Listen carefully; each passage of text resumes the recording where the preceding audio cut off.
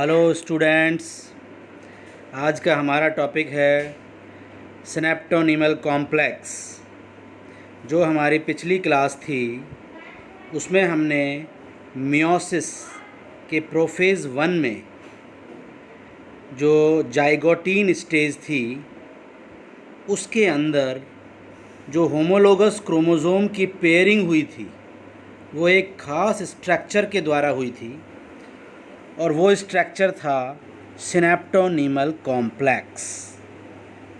तो हम आज बात करेंगे कि ये सिनेप्टोनीमल कॉम्प्लेक्स क्या है, इसकी क्या स्ट्रक्चर है और ये क्या फंक्शन परफॉर्म करता है। तो आप डायग्राम में देख रहे हैं ये पूरी की पूरी जो स्ट्रक्चर है ये है सिनेप्टोनीमल कॉम्प्लेक्स। और ये एक क्रोमोज़ोम का ये क्रोमेटिड है और दूसरे क्रोमोज़ोम का ये क्रोमेटिड है। यानी कि ये क्रोमेटिड्स आपस में जिस संरचना से जुड़े हुए हैं वो संरचना कहला रही है synaptonemal complex. This is synaptonemal complex. इसकी स्ट्रक्चर डिस्कवरी के बारे में हम बात करेंगे। देखिए क्या है सिनेप्टोनीमल कॉम्प्लेक्स। सिनेप्टोनीमल कॉम्प्लेक्स है जो किसका बना हुआ है, पूरी तरह से ये प्रोटीन की बनी हुई स्ट्रक्चर होती है। पूरी तरह से प्रोटीन की बनी हुई स्ट्रक्चर है that form between homologous chromosome. यानी कि आप पहले डायग्राम में यहाँ देखेंगे, ये देखिए ये पहले आप इस डायग्राम को देखें। यहाँ एक क्रोमोज़ोम है ये और यहाँ एक क्रोमोज़ोम है। ये दोनों होमोलोगस क्रोमोज़ोम हैं और इनके बीच में जो ये स्ट्रक्चर है ये है क्या, सिनेप्टोनीमल कॉम्प्लेक्स, जो मैंने अभी बताई थी आपको। तो यहाँ आप देखें कि ये दो होमोलोगस क्रोमोज़ोम एक ख़ास फाइबर लाइक स्ट्रक्चर से जुड़ी हुई है। आपको दिख रहे हैं ये फाइबर लाइक स्ट्रक्चर्स। ये फाइबर लाइक स्ट्रक्चर क्या है, सिनेप्टोनीमल कॉम्प्लेक्स है ये। Is it clear?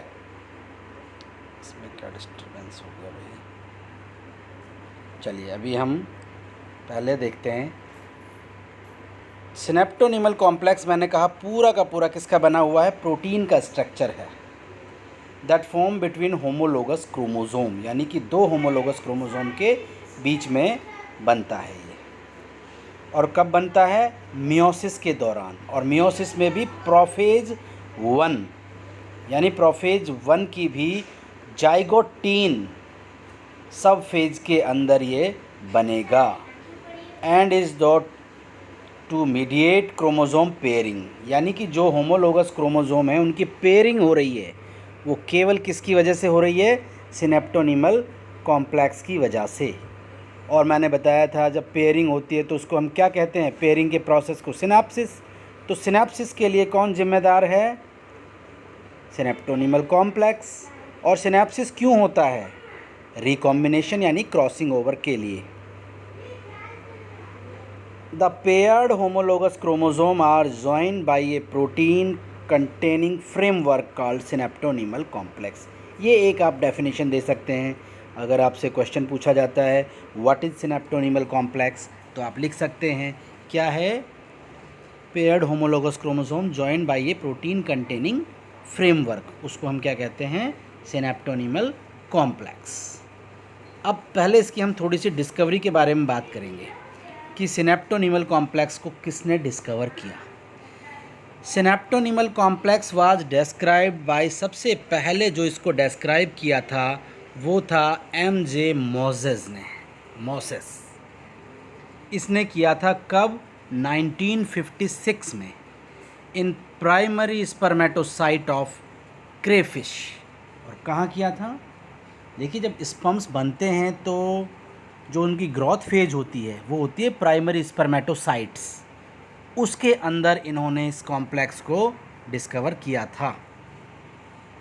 और बाद में डी फैवकैट ने स्पर्मेटोसाइट्स में ही, पिजन में, कैट में, ह्यूमंस में डिस्कवर किया था और बताया था क्या, the synaptonemal complex is a tripartite structure consisting of 2 parallel lateral region and 1 central element. आप देखिए डायग्राम में इसके अंदर 3 स्ट्रैंड हैं।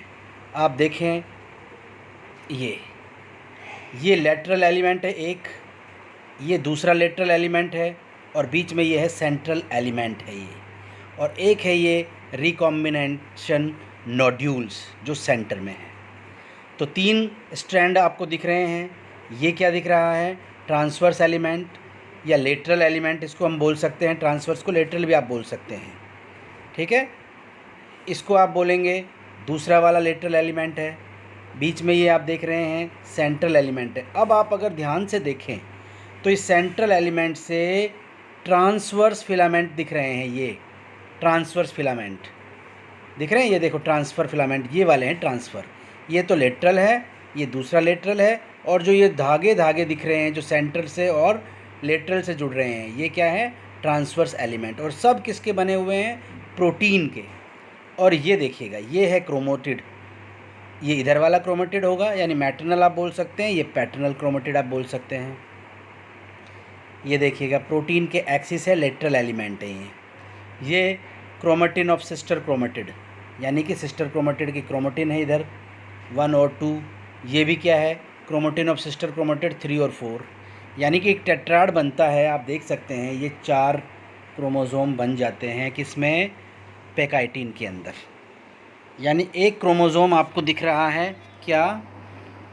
ये है एक क्रोमोसोम, इसकी एक सिस्टर क्रोमेटिड ये रही और दूसरी ये रही।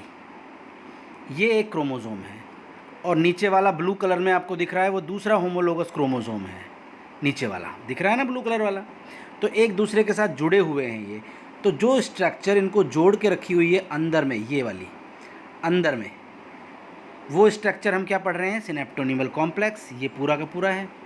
Is it clear? तो आप देख रहे हैं कि ये क्या है? सिस्टर क्रोमेटिड है। ये रेड रेड एक क्रोमोसोम की, ब्लू ब्लू वाली दूसरी नॉन सिस्टर क्रोमेटिड है। तो इसकी एक सिस्टर और उसकी एक सिस्टर, ये दोनों आपस में किससे जुड़े हुए हैं? सिनेप्टोनीमल कॉम्प्लेक्स से, जो इन दोनों के बीच में मौजूद है। ये काइनेटोकोर है और सेंट्रोमियर है। Is it clear? तो देखिए 3 एलिमेंट मैंने बताए, 2 लेटरल एलिमेंट है, एक सेंट्रल एलिमेंट है, और सेंट्रल एलिमेंट से ट्रांसफ़र फाइबर निकल रहे हैं जो लेटरल को जोड़ रहे हैं। 3 specific component of the synaptonemal complex have been characterised SC protein 1, SC synaptonemal complex protein 1, synaptonemal complex protein 2, synaptonemal protein complex 3। समझ में आया? तो ये 3 एलिमेंट के बारे में यहाँ बात की है। तो डिस्कवरी किसने की? मोजेस ने, और बाद में किसने करी? फ्यूकैट ने। Is it clear? ये कैसे उल्टा आ गया है भाई, इसको देखना। हाँ, इसको देखिए एक बार थोड़ा सा ये। हाँ, सिनेप्सिस क्या है? The first unique feature of meiosis. मैंने कहा मियोसिस के प्रोफेज 1 के जाइगोटीन में happen early during the first nuclear division. Following chromosome replication, homologous chromosome और homologous pair all along their length. The process forming of these complex of homologous chromosome is called synapsis. यानी कि सीधा सा बोल रहा है कि ये कॉम्प्लेक्स बनने के प्रोसेस को हम क्या कह रहे हैं? सिनेप्सिस। और ये सिनेप्सिस कर कौन रहा है? ये रहा बीच का सिनेप्टोनीमल कॉम्प्लेक्स, जिसके अंदर मैंने अभी आपको बताया कितने स्ट्रैंड होंगे? 3 स्ट्रैंड हैं। When synapsis occurs, the chromosome do not lie side by side, but rather on top of each other with a protein called synaptonymal complex. ये कह रहा है कि एक क्रोमोसोम के ऊपर दूसरा क्रोमोसोम चिपका हुआ नहीं है, बल्कि वो उन दोनों के बीच में क्या है? सिनेप्टोनीमल कॉम्प्लेक्स है, जो इनको जोड़ के रखे हुए है। समझ में आया? ये पूरी की पूरी स्ट्रक्चर है इसमें, जो मैंने अभी आपको बताई है। तो इस सिनेप्टोनीमल कॉम्प्लेक्स कब तो बनता है? कब बना है ये? प्रोफेज 1 के कौन से सब फेज में? जाइगोटीन में। और काम इसने क्या किया? होमोलोगस क्रोमोसोम की पेयरिंग कराने का। और ये डिज़ोल्व कब होना स्टार्ट हो जाता है? भाई ये ख़त्म भी तो होना स्टार्ट हो जाएगा। कब होगा वो? डिज़ोल्व होना स्टार्ट कर देगा ये कब? डिप्लोटीन में, जब क्रोमोसोम सेपरेट होना स्टार्ट करेंगे। Is it clear? तो अब देखें कि फंक्शन क्या हैं इसके। Major function of synaptonemal complex, maintenance of the synapsis, यानी सिनेप्सिस को करने का पूरा जिम्मा किसका था? सिनेप्टोनिमल कॉम्प्लेक्स का। In fixed state for an extended period for crossing over. अब आप कहेंगे कि सर ये पेयरिंग की क्या ज़रूरत थी? ये पेयरिंग होगी तभी तो क्रॉसिंग ओवर होगी, और क्रॉसिंग ओवर होगा तो वेरिएशन आएगा। तो उसके लिए क्या ज़रूरी है?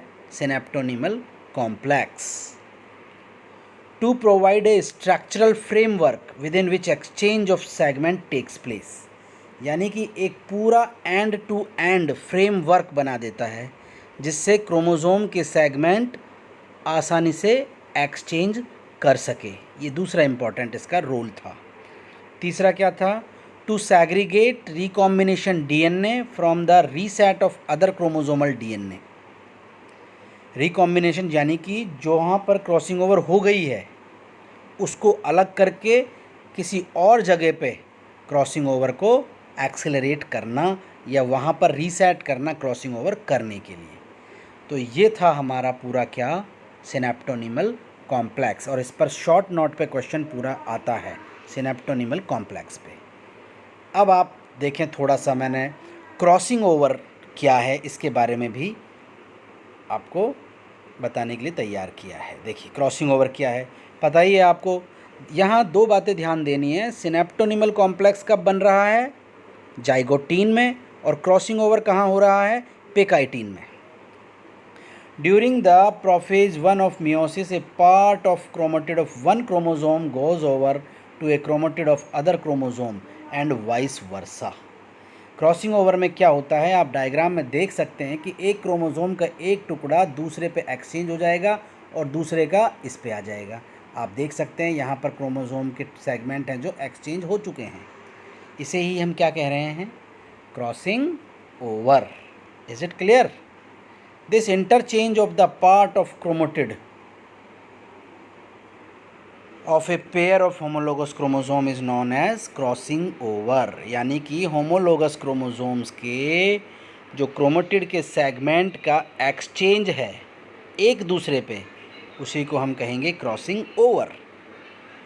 Crossing over is a process, आप ये डेफिनेशन दे सकते हैं, by which two chromosome of a homologous pair exchange equal segment with each other. जब एक्सचेंज हो जाएंगे तो वेरिएशन आएंगे। जैसे हमारे अंदर कुछ कैरेक्टर हमारे नाना नानी के, दादा दादी के आ जाते हैं, वो सब किससे संभव है? क्रॉसिंग ओवर से। क्रॉसिंग ओवर मियोसिस फर्स्ट में जो मैं आपको पहले ही बता चुका हूँ। यहाँ आप देख सकते हैं होमोलोगस क्रोमोसोम के टेट्राड बने थे, ठीक है। यहाँ देखो सिनेप्सिस हुई किसकी बदौलत? सिनेप्टोनिमल कॉम्प्लेक्स से। होमोलोगस क्रोमोसोम यहाँ देखिएगा एक दूसरे को ओवरलैप कर रहे हैं, कायज़मेटा बन रहा है। तो ये रेड वाला टुकड़ा है जो इस पे आ जाएगा ऑरेंज पे, और ऑरेंज वाला रेड पे चला जाएगा। आप देख सकते हो यहाँ pieces of chromosome of gene are exchanged, यहाँ एक्सचेंज हो गए। इस प्रोसेस को हम क्या कह रहे हैं? Crossing over. अब आप देख रहे हैं produce genetic recombination in the offspring. और अब आप देखो कि इसका एक टुकड़ा इसमें आ गया है, लेकिन जब गैमेट बनता है तो आपको मालूम है कि क्रोमोसोम हाफ हाफ हो जाते हैं। अब सपोज़ ये आप में आएगा, तो ये आप में आएगा तो इसमें रेड वाला जीन आ रहा है, नहीं आ रहा है, तो आप में ये वाले करेक्टर आ जाएंगे, नहीं आ जाएंगे? मदर का ये वाला करेक्टर आप में आएगा। अब हो सकता है ये नानी से आया हो या नाना से आया हो। Is it clear? और इसके अंदर ये दूसरा वाला चला गया है, तो अगर ये जाएगा तो ये वाले करेक्टर उसके अंदर आ जाएंगे। तो क्रॉसिंग ओवर में क्या होता है कि जीनों का एक्सचेंज होता है और जिससे वेरिएशन डेवलप होते हैं। तो देखिए इम्पॉर्टेंस क्या है क्रॉसिंग ओवर का। Crossing over takes place between the non sister chromatid of homologous chromosome. देखो एक क्रोमोसोम की दोनों आर्म जो होती हैं वो तो सिस्टर कहलाती है और दूसरे की दोनों भी सिस्टर कहलाती है। तो एक की आप यहाँ देख सकते हैं, ये दोनों सिस्टर हैं रेड रेड, और ये दोनों ऑरेंज ऑरेंज क्या हैं? ये भी सिस्टर हैं। लेकिन यहाँ देखिएगा ये ऑरेंज और ये रेड ये है नॉन सिस्टर। तो हमेशा याद रखिएगा जो भी क्रॉसिंग ओवर होगा वो होमोलोगस क्रोमोसोम के नॉन सिस्टर क्रोमेटिड के बीच में ही होगा। Crossing over is one of the most important event in meiosis because it allow variation. जब जीनों का एक्सचेंज होगा तो क्या होगा, वेरिएशन आएंगे या नहीं आएंगे बच्चों के अंदर, ठीक है।